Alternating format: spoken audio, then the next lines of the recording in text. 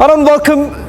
This is Republic and you're watching our special broadcast. Ladies and gentlemen, we're excited of joining our hands with one of the global studios in Moscow, Republic TV and Russia Today's special broadcast as Prime Minister Narendra Modi has embarked on his first visit after being sworn in as the Prime Minister.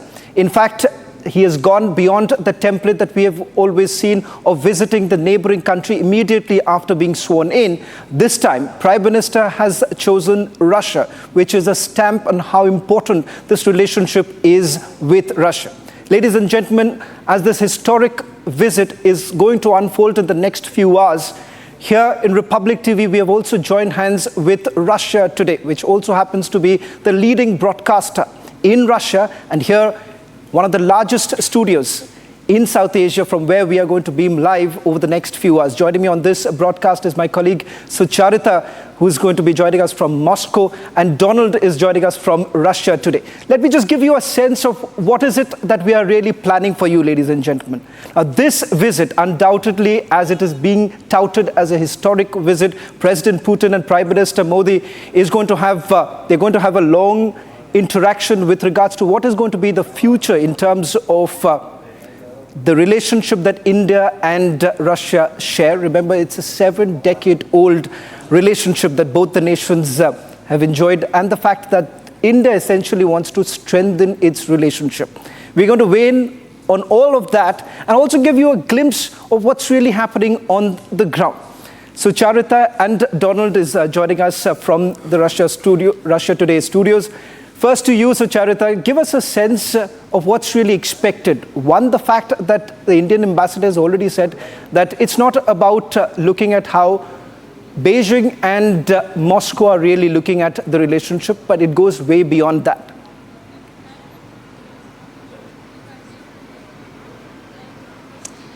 Shawan, we bring you this live broadcast from in front of the Carlton Hotel, where the Prime Minister is going to be arriving very soon, and there is excitement. There is this whole Indian fervor that I can feel in Moscow right now, because the Prime Minister is going to be here in Moscow. It's a visit that is happening after 9 years. He was in Moscow last in 2015, and it is a visit that the Indians in Moscow have been waiting for. I have been speaking to the Indian community here, the Indian diaspora. They're excited, and they truly hold, they've become the emblems of the Hindi-Rusi bhai-bhai. It's no longer Hindi-Chini bhai-bhai, but Hindi-Rusi bhai-bhai.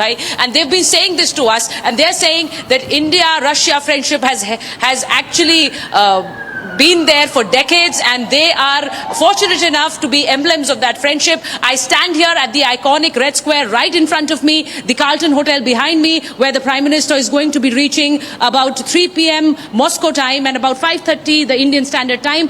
Let me tell you, the Russian president will be hosting him for a private dinner later in the evening. But before that, there is going to be a welcome for the Indian Prime Minister here at the Carlton. And there will not just be Indians there. There will be Russians who will be part of that welcoming party. Because I have been speaking to some Russians here, and soon I will be speaking to some of them who speak in Hindi. And I will be introducing them to the broadcast.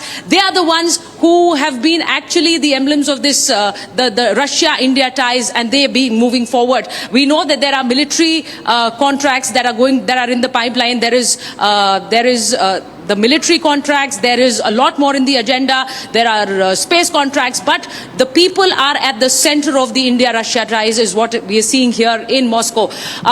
Let me tell you, there will be a community event tomorrow morning. There will be a private dinner later in the evening today, which will be hosted by President Putin. And we've been meeting the people of the Indian community here who have been waiting for the Prime Minister, and they also have a list of prepared which they would want to put in front of the Prime Minister. Very important issues that will be taken up by the Indian Prime Minister, be it the trade deal, be it the military deal that speaks about the 5th generation fighter jets. It will also be the rupee trade that will be discussed, and these are all pacts that have already been worked upon by both the sides for months now, and they will be getting a nod once the state heads meet, and there will be a bilateral meeting tomorrow morning. So we wait, Moscow waits for Prime Minister Narendra Modi, who's chosen Russia to be the first country for his bilateral visit in his third term. And that means a lot, because we know that the Americans are watching it, we know that the Chinese are watching it, and a very, very clear signal, a very clear messaging as to what Russia means to India. And that is precisely why we are having this joint broadcast with Russia today. We also want to tell our viewers that the India-Russia ties are what they seem to be at the forefront for this Indian regime, and it is very, very clearly coming out with Prime Minister Narendra Modi's visit here. Well, in fact, Sucharita, I'll request you to stay on with us, as we have been saying that we are extremely excited as two global networks have now joined hands as we broadcast this live. Donald is joining us from Russia today. Donald, what I found extremely interesting is the statement that was put out by Kremlin, saying that the West perhaps is watching this entire bilateral talk between Prime Minister Modi and President Putin with an eye of jealousy. That statement perhaps hasn't really gone down well with the West, but give us a sense of what's really happening in terms of the surround sound with this entire bilateral talk. Well, that's absolutely true. I mean, like you mentioned and your correspondent mentioned, this is the first bilateral overseas diplomatic trip that Narendra Modi has decided to make after his re-election. So naturally, of course, choosing Russia over the West would be something that Western powers, specifically the United States, might see with an eye of a bit of jealousy. And this is the first of 2 days which are going to make up Narendra Modi's trip to Moscow here. And the Kremlin didn't only make that statement, actually. They said a bit also about the agenda that we're looking at between the two heads of state. First of all, the Kremlin spokesperson, Dmitry Peskov, already said that the agenda for the meetings between the Prime Minister and President for today and tomorrow, the agendas are actually absolutely packed. There's a lot that both leaders have to talk about because of just the level of relations that the level of relations between Russia and India, the level that they're at right now, it's a very high level, and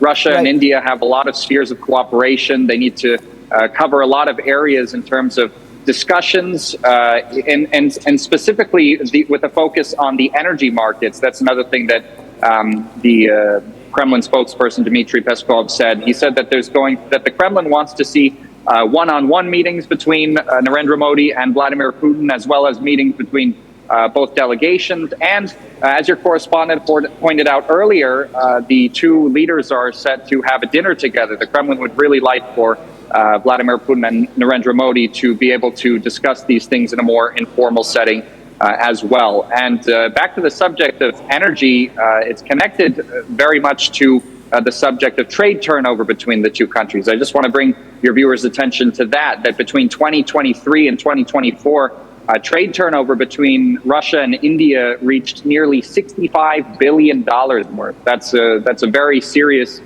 number in terms of trade turnover. And the Indian side actually had made some comments about this already. They said that one of the objectives of the delegation's visit to Russia is to sort of balance that trade turnover between the two countries as well, because it's made up of around $5 billion in terms of Indian exports to Russia, and the rest is made up mostly of Russian exports to India. So this is one of the things that the Indian delegation said they wanted to maybe balance a bit more, but definitely a lot of stuff on the agenda. Like I said, connected to energy, economics, but also, of course, scientific and cultural cooperation as well, which both countries enjoy to a significant extent already.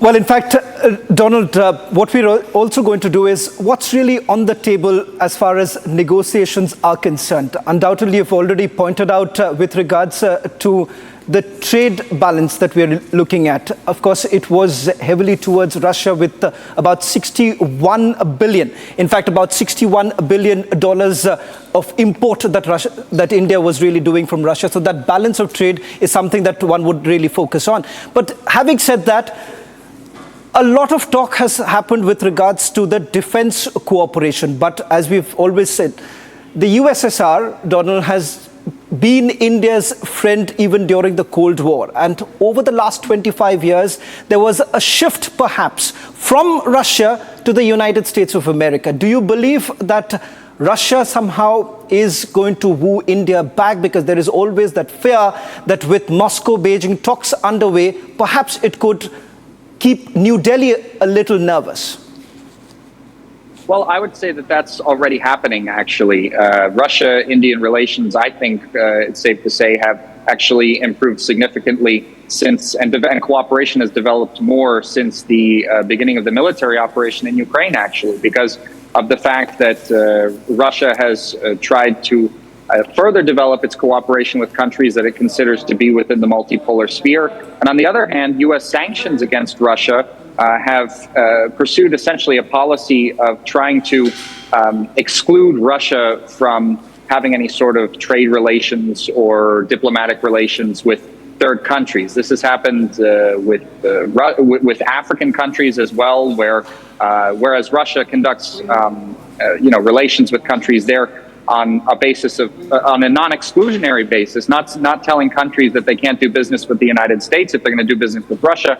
The United States, on the other hand, has with many countries a different approach in terms of their sanctions regime against Russia. So, of course, like you mentioned, Russia and India are still actually significant partners in the military sphere. And I think that's only going to continue because of the fact that Russia has been conducting its trade relations with countries on a basis of mutual respect, mutual cooperation, and just basically offering these countries beneficial contracts and not saying you can't do business with the United States if you don't do business with Moscow. Well, in fact, Donald, I was also reading some of Western political analysts really looking at this entire visit, and it's not really surprising, Sucharita, the kind of statements that have been made, and perhaps Kremlin rightly puts it that the West sees it through the eyes of jealousy. But let's take this forward in terms of what is it that the Indian diaspora really has to say about this entire visit. A while back, you've spoken to some of the business leaders who are there. We've seen Prime Minister's last visit to Russia, which was back in 2019 in Vladivostok, which was mostly to deepen the energy cooperation. And that's a primary focus for India, keeping in mind oil trade. What is it that Indian businessmen in Moscow have to say?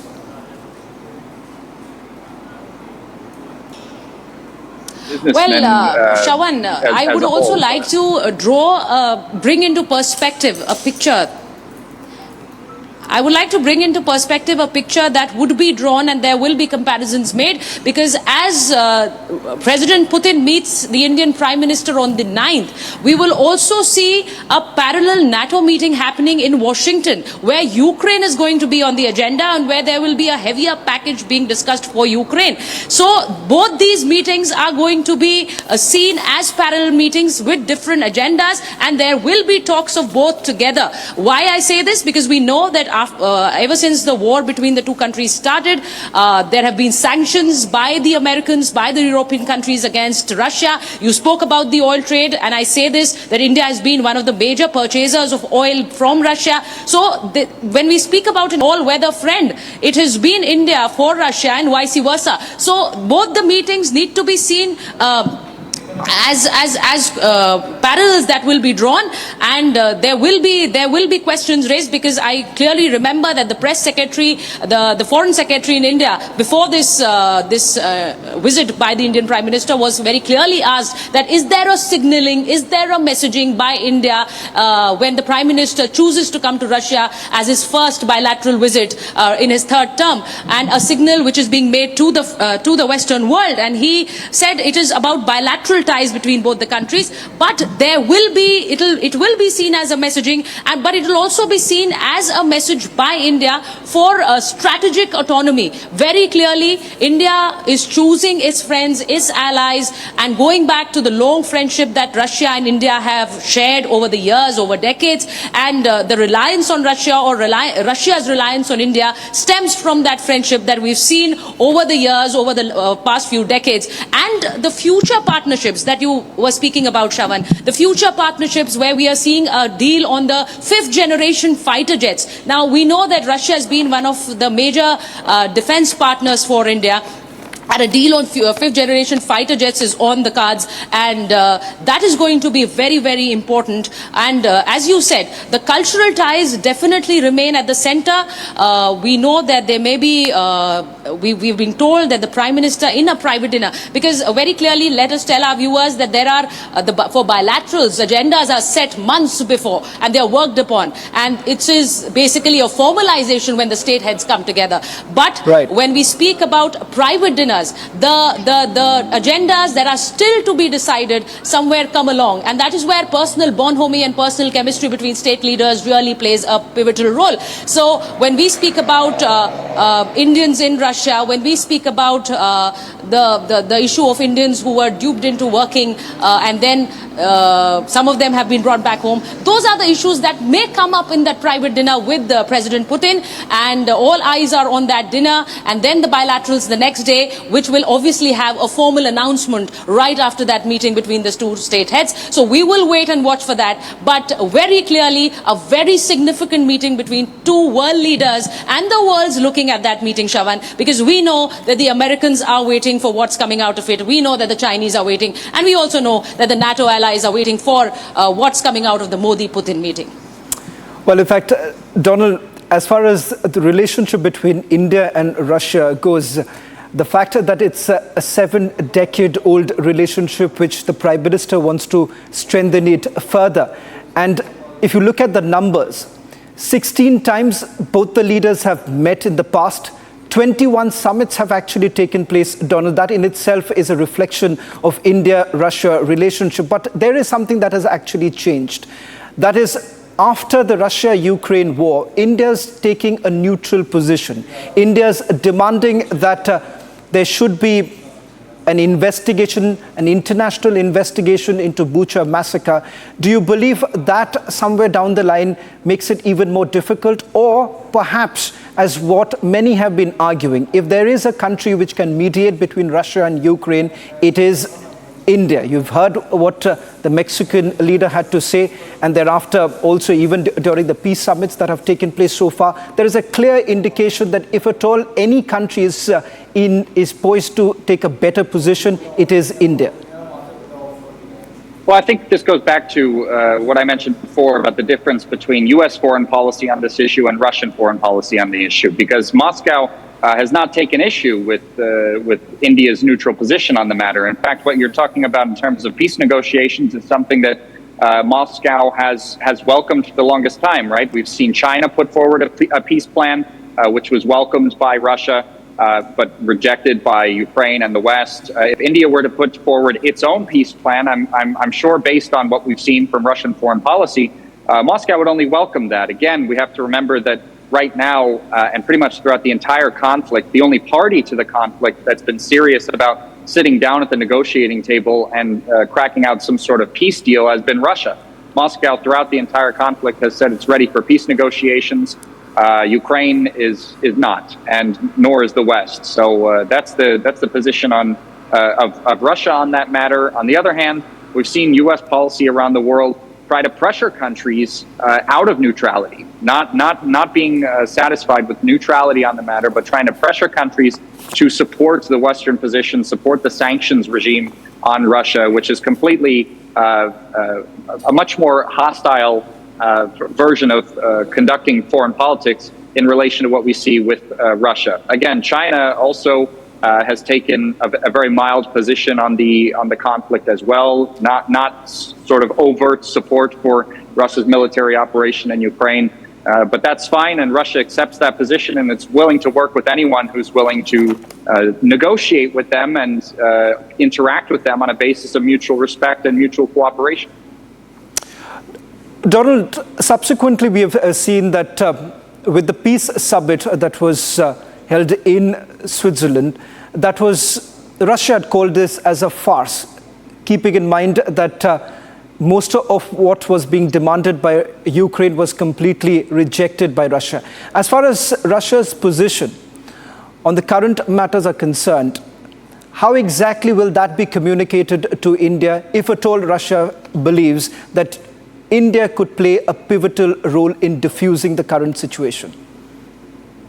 Well, I think that depends on what Narendra Modi and his delegation decide to bring to the table to these talks. I'm not sure if they have some sort of peace plan ready, if Narendra Modi is planning on proposing something to Vladimir Putin. But like I said, based on the previous attempts and proposals by various countries to find some sort of peaceful resolution to the conflict, I think Moscow and the Kremlin will only welcome Narendra Modi's proposals with open arms, right? I mean, the reason why Russia, if we're talking specifically about the Switzerland peace conference, the reason why Russia criticized this is because there was a so-called peace conference that didn't even invite Russia to the table. And Russia's position on a peace negotiation is, of course, that if there's going to be negotiations, there needs to be all parties to the conflict there at the table hashing out some sort of peace agreement. This is something that Russia has been saying for a long time, right? I mean, we saw the peace negotiation attempt in Istanbul, where, of course, there was a Ukrainian delegation present and a Russian delegation. And this more recent Western organized peace conference excluded Russia. So this is something that not only Russia has criticized, also China criticized it. I mean, it's laughable to think that some sort of agreement can be reached regarding a conflict when not all parties to the conflict are there. But in the sense of how India could potentially provide some sort of peace proposal, again, I think Vladimir Putin and the Kremlin are going to welcome any sort of peace proposal that Narendra Modi brings forward with open arms. Well, it's a very interesting time that we are talking right now, Donald, while Prime Minister Modi and President Putin is all set to meet in a short while from now.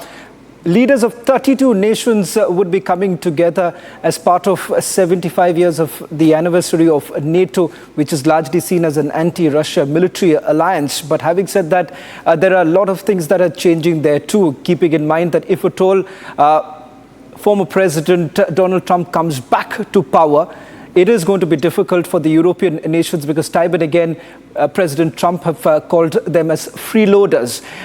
Would that also be seen as some sort of, something that Russia is looking at, that things could really change if at all President Biden loses the election and President Trump comes back to power? Well, actually, Vladimir Putin recently made a statement about this at the recent function he was at last week, and he spoke at a press conference regarding the U.S. elections, the presidential candidates as well. That was back in Kazakhstan on in the 24th summit of the Shanghai Cooperation Organization. Actually, I was there and I attended that press conference. And Vladimir Putin spoke a little bit about the U.S. presidential candidates. He said that it's promising to see that Trump seems to want some sort of peaceful resolution to the Ukraine conflict, but Russia isn't supporting one candidate or the other, because the main thing to look at here is one big problem that Vladimir Putin mentioned, and that's the lack of trust between Russia and the West, right? Because earlier I mentioned the peace talks that took place in Istanbul, and this is also something that Vladimir Putin mentioned at this summit regarding this lack of trust, right? Because Russia sat down with the Ukrainian delegation in Istanbul and they hashed out an agreement that the Ukrainians looked like they were ready to sign back towards the beginning of the Russian military operation in the first year. And the Ukrainians looked like they were ready to sign it. And Russia had even withdrawn troops from around Kiev as a gesture of goodwill around that time to seal the deal and put an end to the conflict. But then, obviously, Boris Johnson had a talk with the Ukrainian delegation, and the Ukrainians decided that they were not going to sign this agreement. So Russia, in that sense, after that happened, feels quite betrayed. They feel like they were deceived after the Istanbul peace agreements, and this is something that Vladimir Putin said is not going to happen again. So next time there's going to be peace talks, the Russian side really wants some serious guarantees that the other side is going to sign off on them and actually fulfill their side of the bargain. Well, in fact, Donald, all eyes would be essentially on what both the leaders really bring on the table right now. But having said that, as far as India's role is concerned, back in 2022, when External Affairs Minister Dr. S. Jaishankar basically indicated that they basically weighed on the grain quota shipment that took place from the Black Sea, there was an arrangement that was done with Russia, and India played a successful role, one would say, in bringing together various nations with regards to the grain deal, and that was seen as a huge success. In fact, Donald, just a quick word before I also bring in my colleague Sucharita. Do you believe that, if at all, India is today in a position to convince President Putin to bring in perhaps a ceasefire? Because that's what India has been advocating, that this is not an era of war. In fact, India has gone ahead and said that the territorial integrity of a nation should not be compromised. Do you believe that these are statements that would perhaps bring the much needed change?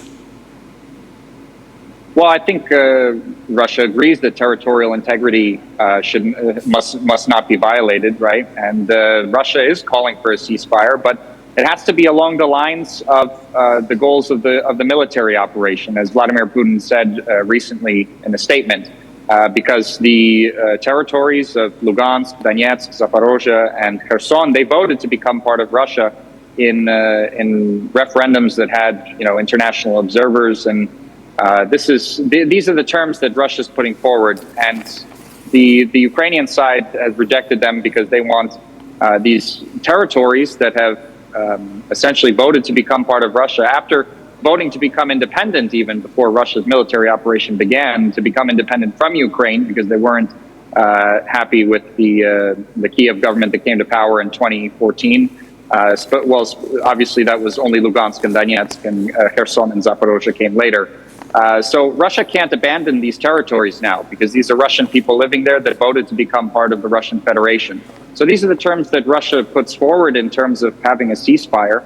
And I think if those terms are met, Vladimir Putin would definitely be willing to at least, agree to a ceasefire along with the Russian government.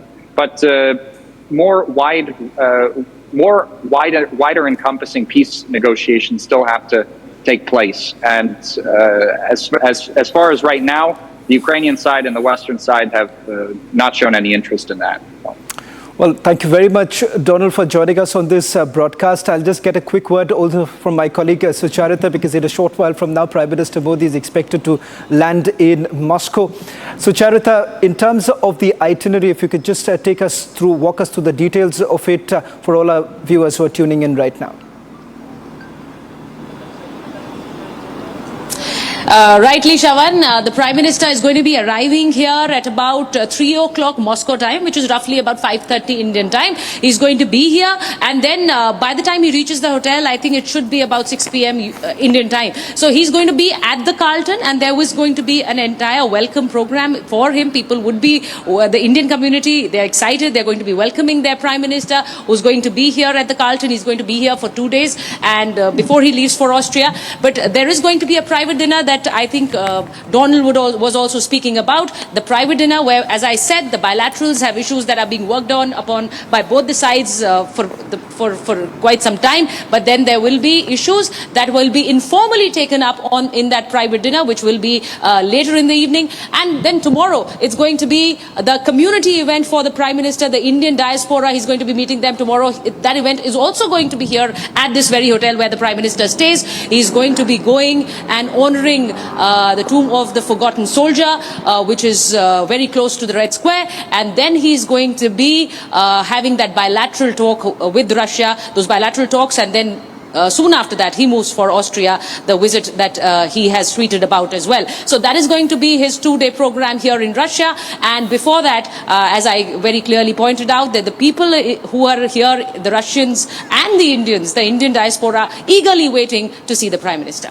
Well, thank you so much, Sucharita, as well as Donald, for joining us on this broadcast. And for all our viewers, this is just the beginning, the coming together of two global broadcasters, and there's much more lined up for you. This is just one of the many broadcasts that we have planned for you. In the next few hours, as the Prime Minister lands in Moscow, there is more joint broadcast that we're going to have with Russia today. Stay tuned.